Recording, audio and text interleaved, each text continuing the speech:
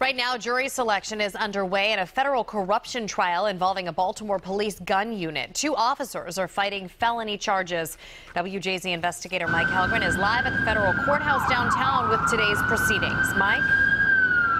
Jessica, it is a slow and tedious process trying to select a jury, and potential jurors are being asked questions like whether they have strong feelings about gun control and whether they've had issues with drug addiction in the past.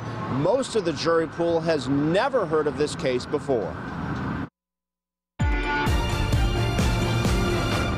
Jury selection began this morning in the first trials of members of a corrupt Baltimore City Police gun unit.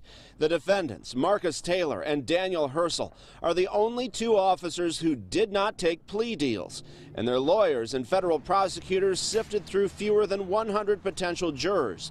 Only about a quarter of them had ever heard of the scandal. About the same number had members of law enforcement and their own families. It's all.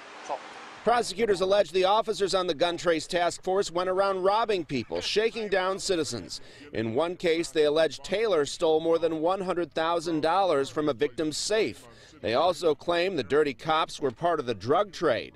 Questions persist about who knew what and when. The officers were allowed to remain on the unit for years while under investigation. And federal prosecutors say a prosecutor in the state's attorney's office even tipped them off they were under investigation. The officers were arrested last spring, and the federal case has relied extensively on wiretaps. 6 of the officers have accepted plea deals. 4 of them are now cooperating with the feds and are expected to testify against Hersl and Taylor.